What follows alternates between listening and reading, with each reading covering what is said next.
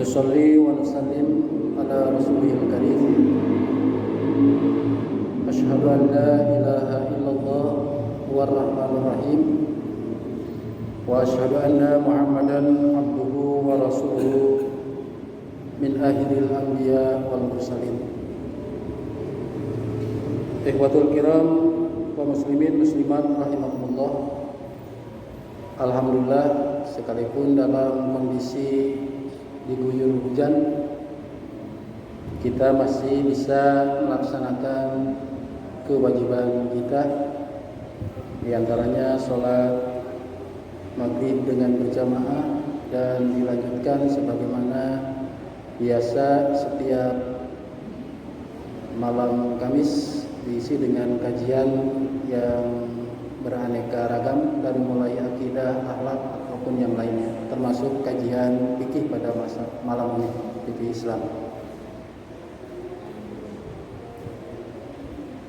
Pada pertemuan yang telah lalu atau bulan yang lalu, kita membahas masalah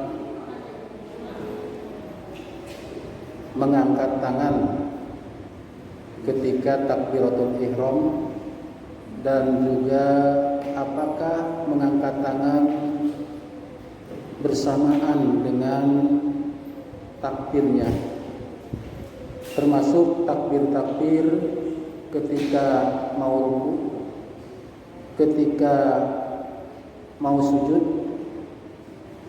ketika bangkit dari sujud, ketika mau sujud kembali, itu ada takbir-takbir. Apakah berkenaan dengan takbir atau berkenaan dengan gerakan? Seperti kemarin sudah disinggung ketika innama ju'ilal imamu liutama bihi fa idza kabbara fakabbiru, apabila takbir maka kita pun takbir. Tapi ketika kita membahas wa idza raka'a farka'u, apabila ruku. Apakah ketika ruku itu kan mau takbir, apakah dengan takbirnya atau dengan rukunya atau dengan kedua-duanya? Kalau salah satunya berarti yang satu ditinggalkan, salah satu diambil. Fa idza raka'a farka'u, ketika imam itu takbir dulu atau ruku dulu, maka si makmum otomatis melihat rukunya tanpa mendengar takbirnya. Apakah menunggu takbirnya atau ketika melihat rukunya? Kalau hadisnya kan fa idza kabbara fakabbiru, fa idza raka'a farka'u. Ada yang apabila ruku, ada apabila takbir. Oleh karena itu kalau menurut kebiasaan itu disinkronkan berbagai dalil.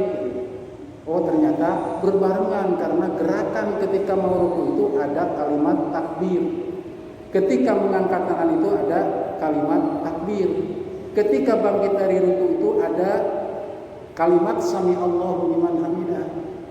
Makanya dalam hadisnya ketika imam membaca sami Allahu liman hamidah, faqulu rabbana walakal hamd.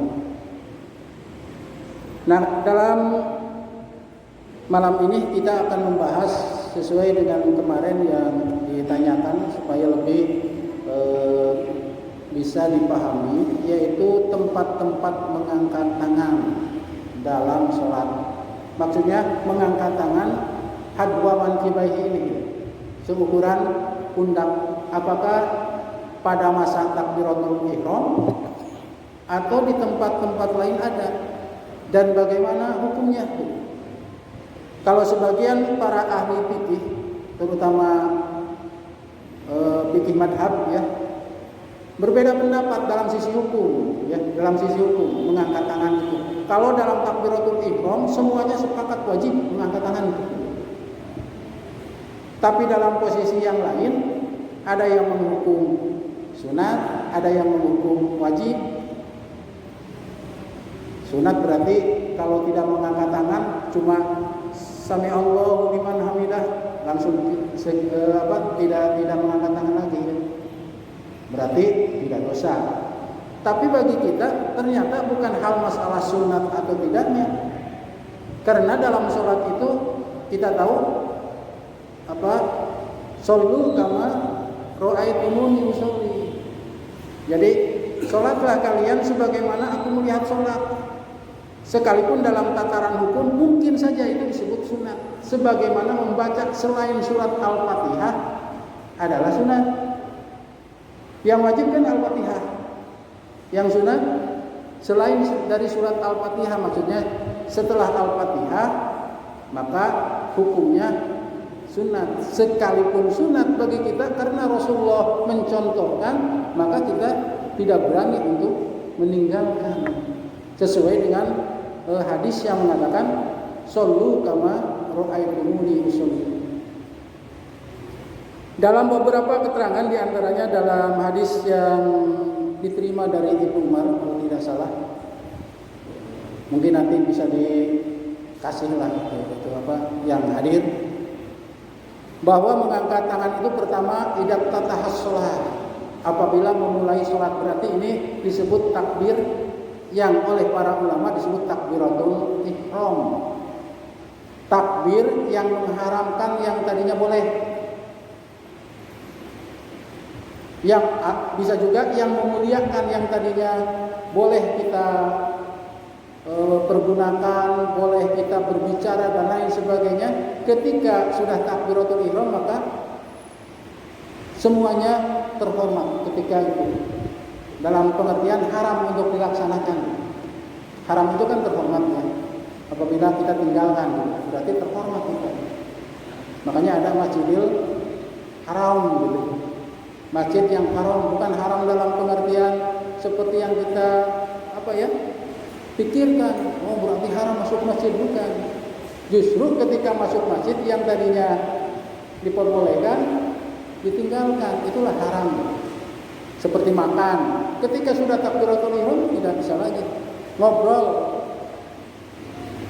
Sekalipun dulu ya di awal-awal diwajibkannya sholat, ngobrol dan menjawab salam sudah terbiasa masa Rasulullah. Bahkan Rasulullah sendiri ketika sedang sholat, terlepas dari sholat sunat ataupun sholat wajib karena di rumah, karena biasanya Rasulullah itu kan sholat sunatnya di rumah, tapi ini masalah sholatnya. Ketika ada yang mengucapkan salam, Rasulullah menjawab Assalamualaikum. Waalaikumsalam. Bahkan para sahabat ngobrol ketika sholat itu di belakang itu.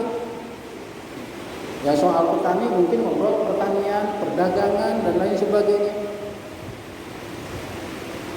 Lalu Allah menurunkan hafizu 'alas sholati was shalatil wusta, jaga.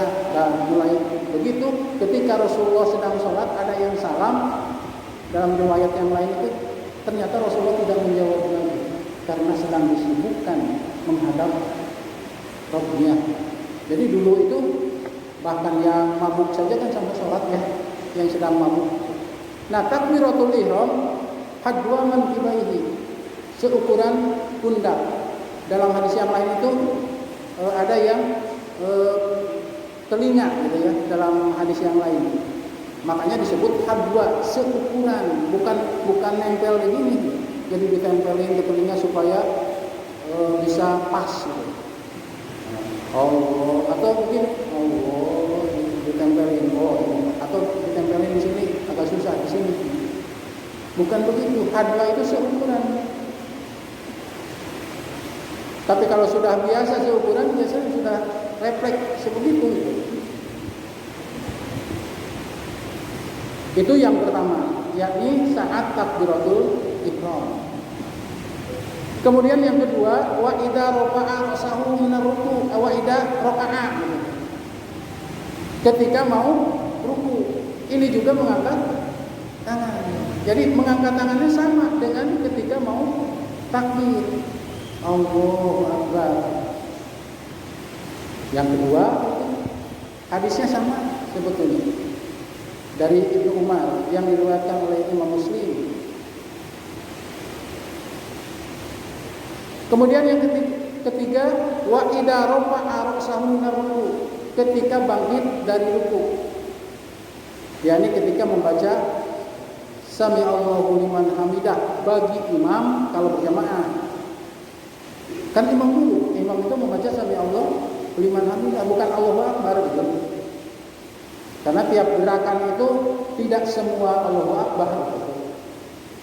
Ketika gerakan mau bangkit dari ruku, maka si imam kalau sholat berjamaah, kalau sendirian ya sami Allahu liman hamidah, berarti sami Allahu liman hamidah ketika bangkit dan mengangkat tangan lagi. Dalam arti bukan begini ya. Saya praktekkan.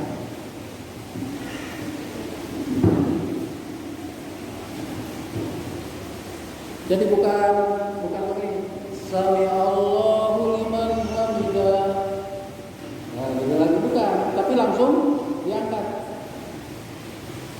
Sami Allahu liman hamidah. Itu langsung diangkat, bukan ke sini dulu, bukan ke dada dulu atau sedekat dulu, bukan, tapi langsung mengangkat tangan. Jadi bangkit dari ruku itu langsung mengangkat tangan. Sami Allahu liman hamidah. Nah, kalau makmum berarti ketika membaca Rabbana walakal hamdu. Apakah imam membaca Rabbana walakal hamdu atau Rabbana lakal hamdu atau Allahumma Rabbana walakal hamdu mil'us samawati wa mil'ul ardi wa mil'u ma syi'ta min syai'in ba'. Itu ada beberapa ya kalimat, ada sami Allahu liman hamidah, kemudian Rabbana lakal hamdu. Tapi kalau ketika bangkit imam atau kita sendiri sami Allahu liman hamidah. Ya. Tidak ada lafaz, saya belum menemukan lafaz lain apakah sami Allahu liman hamidahu wa sana'ahu, pokoknya belum menemukan. Tapi ketika menjawabnya atau ketika selesai membaca Sami Allahu liman hamidah, ada beberapa kalimat yang berbeda dalam hadis itu. Pertama, Rabbana lakal hamdu. Yang kedua, Rabbana walakal hamdu. Ada walaka, ada waw, walaka. Kemudian ada Allahumma Rabbana lakal hamdu, pakai Allahumma. Allahumma Rabbana lakal hamdu. Ada juga Allahumma Rabbana walakal hamdu mil'us samawati wal ard wa mil'u ma syi'ta min syai'in ba'. Itu diantara ketika kita iktidal, atau ketika kalau imam kan sedang iktidal ya, sedang berdiri. Tapi kalau makmum ketika bangkit dari ruku. Jadi ada perbedaan dalam berjamaah. Makanya dalam hadis ada kalimat Rasulullah Shallallahu Alaihi Wasallam membaca Rabbana walakal hamdu itu wahwa qaimun, dia sedang berdiri. Berarti ketika bangkitnya membaca Sami Allahu liman hamidah. Ini otomatis ketika makmum membaca, semua membaca Rabbana lakal hamdu, si imam sambil berdiri membaca Rabbana lakal hamdu. Makanya dalam hadisnya wahwa, tidak wahum, tidak dengan imam, wahwa qaimun, dia sedang posisinya berdiri ketika membaca Rabbana lakal hamdu atau Rabbana walakal hamdu.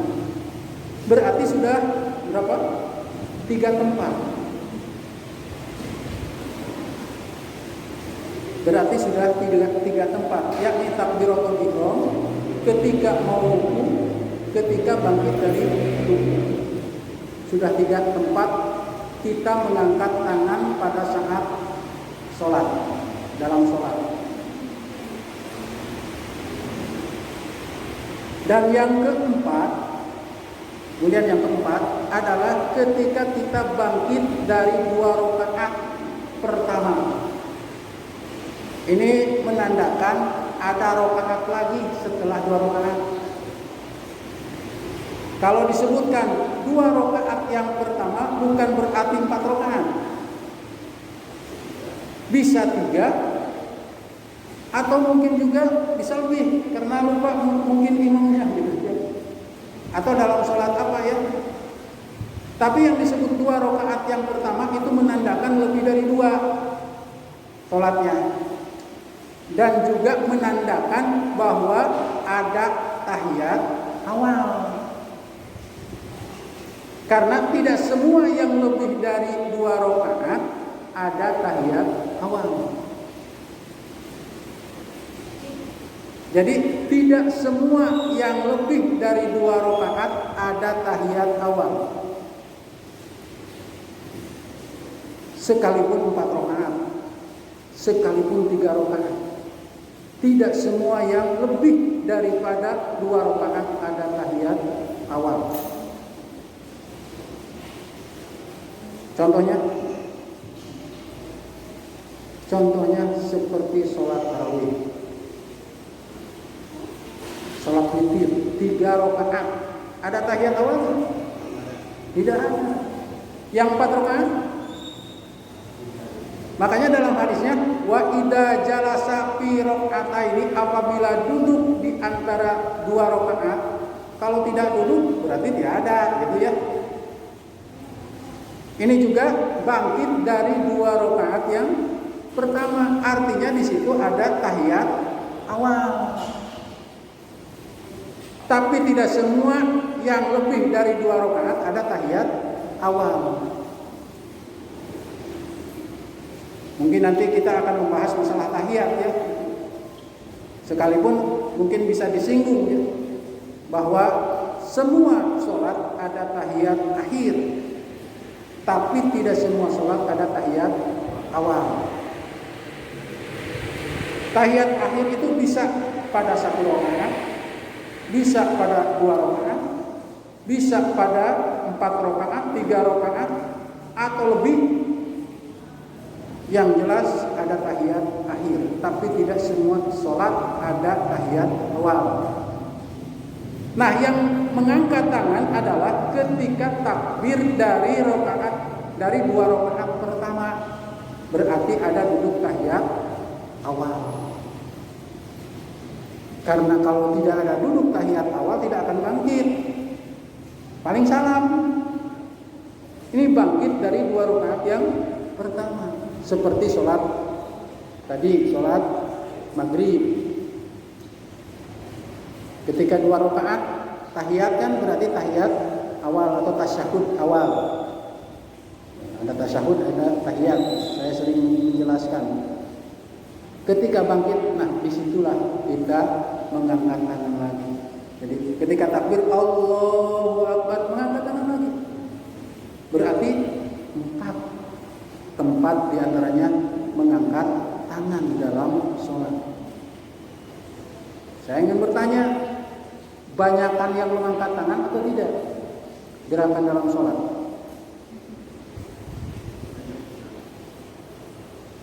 Banyakan mengangkat tangan atau tidak? Banyak mengangkat tangan. Coba dalam takbiratul ihram, berarti ya kalau yang mengangkat tangan 4 ya, 4 saja. Mau sujud mengangkat tangan enggak? 1. Bangkit dari sujud 2. Sujud kembali enggak. Bangkit ke rakaat kedua enggak. Bangkit dari rakaat ketiga tidak. Kalau sholat 4 rakaat kan bangkit dari rakaat ketiga tidak mengangkat tangan. Kemudian sujud lagi. Sujud saja sudah berapa? 2 kali kan? Tapi mengangkat tangan hanya pada 4. Sekalipun ada yang mengatakan bahwa bangkit dari sujud yang mau bangkit dari sujud kedua dulu ya, mau berdiri, ada yang suka mengangkat tangan. Jadi ketika sujud yang kedua kemudian bangkit Allahu Akbar, ada juga yang mengangkat tangan. Ada yang mensunahkan ya. mengangkat tangan ketika bangkit dari. Tapi ketika dicari-cari dalilnya mana gitu ya, dalilnya itu, dalilnya belum ditemukan. Karena ada dalam tulisan itu ketika bangkit dari sujud yang kedua di rakaat mana saja. Tapi kalau di rakaat kedua yang ada tahiyat awal tidak mungkin karena tahiyat. Tapi di rakaat yang yang kedua atau yang keempat itu saya belum menemukan dalilnya bahwa harus mengangkat tangan. Sekalipun dalam sisi hukum tadi juga dikatakan mengangkat tangan kecuali dalam takbiratul ihram, berbeda-beda dari sisi hukum. Dari sisi hukum ya. Ada yang mengatakan sunat, ada yang mengatakan wajib gitu. Ada yang mengatakan boleh saja mengangkat, boleh saja tidak. Tapi bagi kita ya tadi sebagaimana dalam sebuah hadis ya shollu kama ra'aitumuni sholli. Itulah takbir-takbir dalam sholat dan dicontohkan oleh Rasulullah SAW sebagaimana oleh hadis dari Ibnu Umar dan yang lainnya. Maka ketika posisi kita sholat dalam gerakan-gerakan yang tadi, maka kita dicontohkan oleh Rasulullah SAW untuk mengangkat tangannya, kedua tangannya hadwa ankibaihi, seukuran pundaknya. Jadi disitulah berbedanya bagi kita yang terkadang tidak fokus kepada hukum. Yang jelas ketika melihat hadis yang diriwayatkan itu sahih dalam sholat, maka kita ikuti sebagaimana yang direkam oleh sahabat seperti Wa'il bin Muslim, Ibnu Umar, termasuk Aisyah. Aisyah juga banyak meriwayatkan tentang sholat, hanya biasanya menerangkan sholat ketika di rumah. Ada juga sahabat yang meriwayatkan Rasulullah sholat di rumah karena sekalipun sahabat, tapi ternyata sahabat tersebut termasuk khadim ya, khadim Rasul.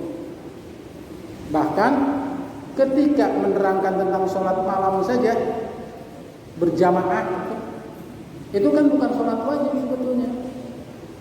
Sholat sunat bagi sahabat, sekalipun ada yang mengatakan bagi Rasulullah sholat tahajud itu wajib gitu ya, karena tidak pernah beliau tinggalkan, tidak pernah.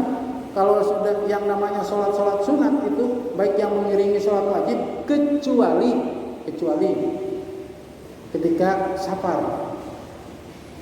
Itu pun ada sholat yang tidak pernah ditinggalkan sekalipun safar, yakni qobliyah subuh dan sholat malam. Makanya ada sebagian ulama yang mengatakan sholat malam bagi Rasulullah itu wajib. Buktinya di safar saja tidak pernah ditinggalkan. Sama seperti sholat yang tidak pernah ditinggalkan, sholat idain. Makanya ada yang menghukum wajib. Ada juga sholat gerhana yang menghukum wajib. Seperti orang Syiah itu menurut satu keterangan mewajibkan sholat gerhana. Orang Syiah mewajibkan sholat gerhana. Bagaimana menurut kita hukum selain sholat yang 5 waktu? Wajib atau apa? Rasulullah tidak pernah meninggalkan 2 hari raya. Wajib nggak menurut kita? Bu, wajib nggak sholat Idul Fitri atau Idul Adha? Kan paling banyak tuh Idul Fitri, Idul Adha jemaahnya dibandingkan dengan sholat subuh. Sholat subuh itu ya yang adzan dia, yang iqamat dia, yang imam juga dia, yang makmum juga dia di masjid sono. Dia muadzin, dia yang qomat, dia yang imam, dia juga yang makmum. Artinya jemaahnya 1 orang. Wajib nggak sholat idain? Karena Rasulullah tidak pernah meninggalkan. Tetap bagi kita itu sunat. Baik itu sebanyak mungkin sholat idain atau sholat gerhana, jamaahnya banyak di lapangan, tetap dalam sisi hukum tidak masuk wajib. Hanya ulama memandang ada istilah sunnah muakkadah, sunnah yang sangat ditekankan pelaksanaannya. Tetap. Kenapa? Dalilnya sudah jelas. Ketika Rasulullah ditanya, "Ma faradallahu alayya minas shalah?" Apa yang difardukan oleh Allah kepada saya dari masalah salat? As-shalawatul khams illa an tatawwa'a. Salat 5 waktu kecuali hendak salat sunat. Jadi selain salat yang 5 waktu hukumnya sunat. Hanya ulama membedakan, ada sunat yang muakkadah itu yang ditekankan, ada sunat yang ghair muakkadah. Nah, begitu juga dalam masalah mengangkat tangan, ada yang menghukum wajib, ada yang menghukum sunat. Kita kan tidak lepas dari masalah hukum. Yang jelas ketika Rasulullah mencontohkan dan diterangkan oleh sahabat mengangkat tangan, kita mengangkat tangan karena kita terfokus oleh sabda Rasulullah yang sudah jelas, katakanlah shollu kama ra'aitumuni usolli. Sekalipun bacaan setelah Al-Fatihah di 2 rakaat yang pertama menurut para ulama sunat, kita wajib kita membaca setelah Al-Fatihah. Dan di 2 rakaat yang berikutnya kita tidak membaca, hanya surat Al-Fatihah. Karena surat Al-Fatihah itu wajib pada tiap-tiap rakaat. Wajib pada tiap-tiap rakaat. Makanya saya pernah melontarkan satu katakanlah pertanyaan, dan mudah-mudahan ada yang menjawab. Pernah melontarkan, kalau sholat gerhana itu berapa rakaat? Berapa rakaat sholat gerhana menurut hadis? Dalam hadisnya arba'a raka'atin fi raka'ataini. 4 kali ruku dalam 2 rakaat. Berarti 2 rakaat. Coba Al-Fatihah itu dibaca tiap-tiap rakaat. Berapa rakaat salat gerhana? Kalau lihat berarti 2 rakaat. Al-Fatihahnya berapa? Kita kan membacanya 4 ya. Makanya di Bangil itu tidak membaca lagi Al-Fatihah, langsung surat. Karena itu 2 rakaat. Karena ada hadis bahwa membaca Al-Fatihah itu fi kulli rakaatin, tiap-tiap rakaat. Ada jumlah rakaat dalam salat itu. Semuanya ada jumlah rakaat kecuali salat jenazah. Ada 4 kali takbir. Nah itu diantaranya yang mengangkat tangan. Pertama takbiratul ihram ketika mau ruku, ketika bangkit dari ruku, dan ketika bangkit dari 2 rakaat yang pertama. Jadi setelah tahiyat awal itu pun mengangkat tangan. Ikhwatul kiram rahimakumullah, karena waktunya ya, kemudian ada pertanyaan-pertanyaan supaya tidak nanti berisik dengan adzan yang lain, maka ada 10 menit lebih sedikit, 11 menit lah untuk tanya jawab masalah-masalah mungkin saja yang tadi saya sampaikan, atau mungkin ada unek-unek ya, kayak kemarin ya, unek-unek kayak kemarin Ustaz Ismail ada unek-unek sampai langsung ya menanyakan, ada unek-unek tapi pertanyaan dari orang gitu ya, padahal sebetulnya Ustaz Ismail sudah bisa menjawab.